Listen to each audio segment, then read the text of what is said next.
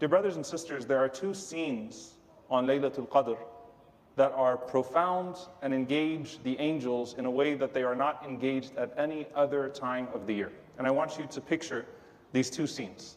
The first scene is the scene of hope, the scene of traffic, where you literally have angels transferring between the heavens and the earth, descending upon the various masajid, descending upon the various homes, descending upon every individual that is engaged in a state of dhikr, in a state of the remembrance of Allah subhanahu wa ta'ala, and taking those names back up to Allah subhanahu wa ta'ala.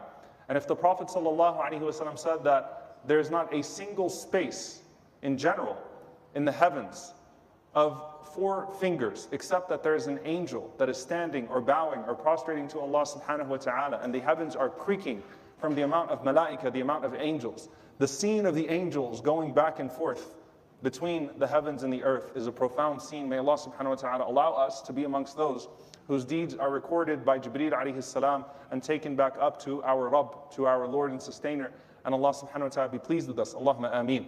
And then you have the other side of it, which doesn't include a transfer between the heavens and the earth, but is the malaika, the angels in the heavens amongst themselves. And this is what we have from the narrations of the writing of the decree, the aqdar, the different decrees that are made that night. If you could hear the pens and the scrolls that the Prophet ﷺ was talking about, as Allah subhanahu wa ta'ala decrees for each and every single person what is to come for that year. And that comes from al-lawh al-mahfuz, from his preserved tablet subhanahu wa ta'ala, to the malaika and the angels collecting those scrolls amongst themselves. It's quite a scene. And subhanAllah, if you think about, some of the noisy, busy scenes when something first opens, in the worldly sense, right? The minute the stock market opens and the people rushing to open the doors of their businesses, after Fajr, in places where they pray Salah and then they begin their day of work, and just the noise of the shops opening up. If you've been in Medina after Salatul Duha, right? Like just all the noise of the busyness getting started. And think of the heavens as the aqdar, the decrees are being transferred from angel to angel, and the writing is taking place. And in those writings is everything that has to do with you for the year to come. Everything that has to do with you for the year to come. Allah subhanahu wa ta'ala says, "Inna anzalnahu fi laylatin mubarakah, inna kunna mundirin, fiha yufraqu kullu amrin hakim, amran min indina, inna kunna mursalin, rahmatan min rabbika, innahu huwa as-sami'ul alim." Allah subhanahu wa ta'ala says that indeed we have sent it down on a blessed night, referring to the Quran. For we always warn, give people sufficient admonishment. And on that night, that blessed night, every single matter is ordained by a command from us, and we have always sent messengers as a mercy from your Lord. He alone is truly the all-hearing and the all-knowing. Inna anzalnahu fi laylatin mubarakah. We have sent it on a blessed night. Inna anzalnahu fi laylatil qadr, the night of decree. And so the first thing that you take from that is, if it is a mubarak night, a blessed night, then be engaged in what is mubarakah. Be engaged in blessed deeds and nothing else. And be mubarakah. Be someone who is blessed to everyone and everything around you on that night. As Isa alayhi salam says, وَجَعَلَنِي مُبَارَكًا أَيْنَمَا كُنْتَ. Allah made me blessed wherever I am. Bring barakah to every place and every environment that you are in those nights, as you are seeking the mercy of Allah subhanahu wa ta'ala. And what makes it so special that Allah subhanahu wa ta'ala chose to send this book on this night? As the ulama mentioned, Allah has the greatest qadr, the greatest estimation. And He sent the greatest book with the greatest angel to the greatest prophet, the prophet with the greatest qadr. And in that book, the greatest qadr. And in the month with the greatest qadr. It is a night of power, a night of decree, a night of blessing. And subhanAllah, that idea of the decree taking place is the one that I just want us to spend a few minutes with today, bi'idhnillahi ta'ala. The decree itself. Every single precise matter is ordained. There are different types of writings in which the decree takes place. We have al-lawh al-mahfuz, which is with Allah subhanahu wa ta'ala alone. And then you have the writings of the angels. And you have the writing of the human being when they are in the womb. And you have the daily writings that take place. And when it comes to all of these different things, all of them can be adjusted, except for al-lawh al-mahfuz, because al-lawh al-mahfuz, the preserved tablet of Allah subhanahu wa ta'ala, takes into consideration all of the changes that would happen already. That so-and-so would make dua on this point, so and so would make a change in their life on this point. And so the records of the angels are adjusted accordingly. And the adjustments are already recorded in the preserved tablet of the all-knowing and the all-wise.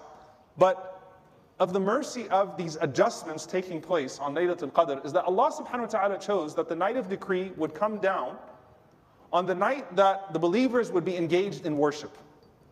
Even a person who's generally distant from Allah subhanahu wa ta'ala, do you think that they're going to be sinning on that night?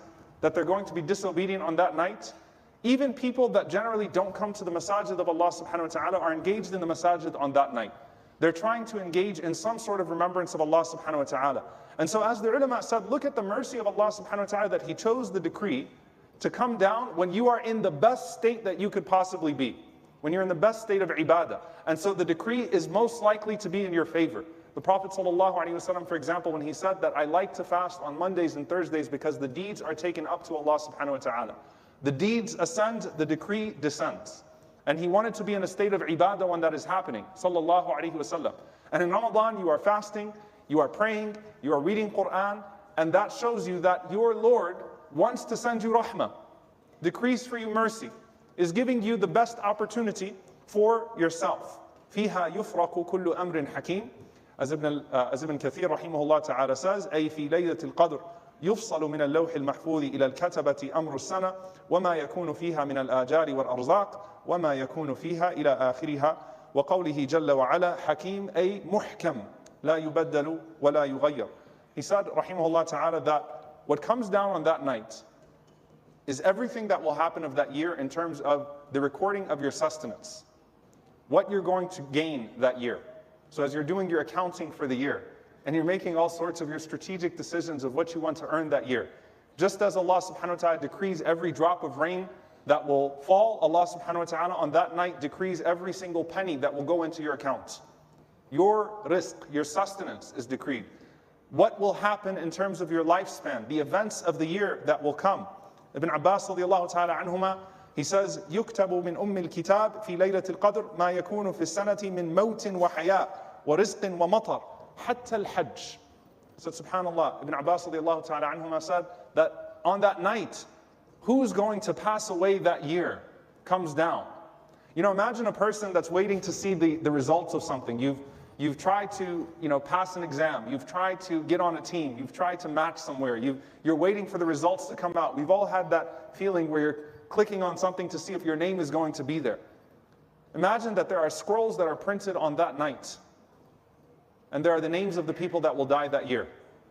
And it could be very well that our names are written in those scrolls. And subhanAllah, there's one way that Ibn Abbas radiallahu ta'ala anhuma extends this. He says, even Hajj. He says, يَحُجُّ فُلَانْ وَيَحُجُّ فُلَانْ. Allah writes down on that night the scrolls of Hajj. You wait for the visas. You wait for the quotas from the government of Saudi Arabia. You wait for the visas to come. You wait for this. You wait for that. The results come out tonight or whatever night Allah subhanahu wa ta'ala has decreed Laylatul Qadr to be. So make the niyyah for Hajj. Oh Allah, grant us Hajj Mabrur. Oh Allah, grant us an accepted Hajj. Let our names be on those printed records. But then he gives this scene, and I'm going to end with this inshallah ta'ala. He said, رضي الله تعالى عنه إنك لترى الرجل يمشي في الأسواق وقد وقع اسمه في الموت. This is such a powerful statement. Shakes you to the core. He said, you'll see a man walking around in the marketplace, and at that moment, right, subhanAllah, the decree just came down, and his name appeared on the scrolls of those who will die this year. So subhanAllah, we're sitting in this masjid. We pray that we are in a state of ibadah, engaged in ibadah. You're sitting there, a person's sitting there, we're eating suhoor together, you might be going home, coming back, planning the rest of your night, planning the rest of your day, and at that moment, an angel just received a scroll that has your name for passing away that year. And that's why, as you are in the end of Ramadan, one of the most blessed things that you could be asking for is husn al-khitam, a good ending. We're not a people who make dua for long lives just for the sake of living long. We are people who make dua for Allah subhanahu wa ta'ala to take us from this life when it is best for us, when we're in the best state of iman. And just as Allah Azza wa Jal prepares you and sets you up to be in the best state of practice and faith in the end of Ramadan, Allah Azza wa Jal also gives you a trajectory to be in the best place at the end of your life. And so as you're asking Allah subhanahu wa ta'ala to decree in favor for you, this rizq, this thing that you always wanted, perhaps you're asking Allah subhanahu wa ta'ala for a child, perhaps you're asking Allah for a spouse, a job, you're asking Allah subhanahu wa ta'ala to open this door for you and open that door for you.